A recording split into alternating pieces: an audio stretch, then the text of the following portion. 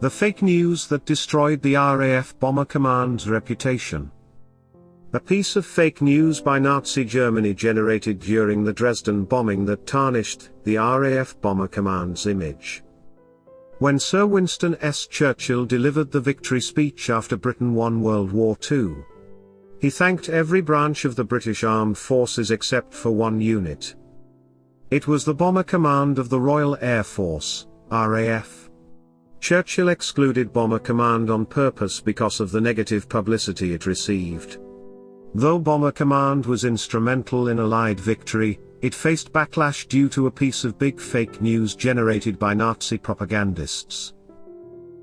Civilian bombing. After the D-Day landing, the Germans were on the retreat. A ruthless man, Air Marshal Sir Arthur Travers Bomber Harris, took charge of the RAF Bomber Command. Harris had gained a reputation for his rule book orders, primarily from his usage of the bomber squadrons to target civilian targets. According to Harris, civilians form a significant part in the German war effort. An attack on them would cripple Germany's morale. Indiscriminate bombing of German coastal cities continued from 1941 to 1942. The bombings were halted on civilian establishments and diverted to the military building after an intervention by Churchill, then Prime Minister. At the Yalta Conference, Soviet dictator Joseph Stalin insisted the British and American leaders use their vast air forces against Germany in an effort to cripple its military. Harris again got a green light to continue his notorious bombing raids. The city selected was Dresden. Dresden was layered with old architectural buildings and had some of the most valuable artworks in Europe. Dresden's citizens thought that the Allied forces wouldn't bomb the city due to its cultural significance and rumors that Churchill's aunt lived there.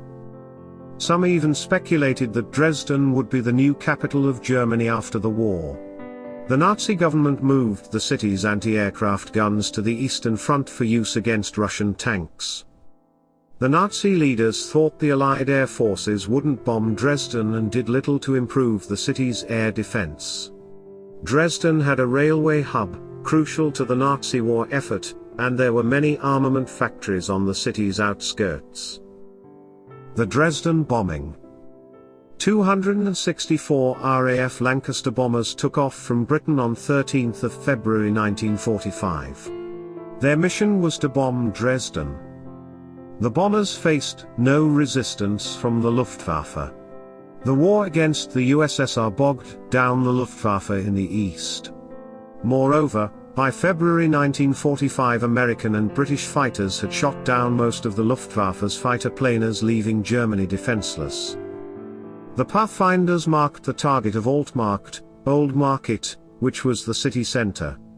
All 264 RAF bombers unloaded their bombs on the city center along with incendiary bombs.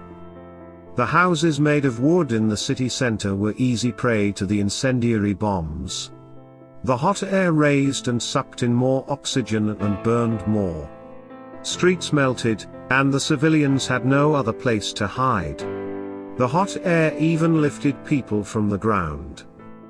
As the firefighters tried to put down the fire, the second wave of 500 RAF bombers rained hell on Dresden. The city burned to ashes as building after building collapsed. The American bomber crews who came the next day saw the city in ruins and smoke, so they turned towards other targets. In an air raid bunker inside the city, hundreds of people melted due to the immense heat. Dresden burned for 5 days. The German propaganda minister Joseph Goebbels took the Dresden incident and turned it upside down. He secretly leaked the photo of the Dresden bombing and the horrors.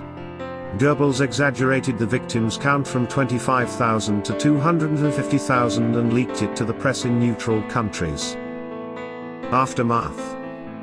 People in Allied countries condemned this act as barbaric and sympathized with the lost souls. The US Army Air Force and Churchill distanced themselves from the bombing raid, and the scapegoat was Harris. Goebbels used Dresden as an example of Allied brutality in his efforts to keep the German public fighting.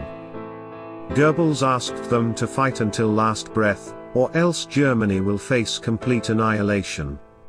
Goebbels's fake news was a huge success as the RAF stopped civilian bombing.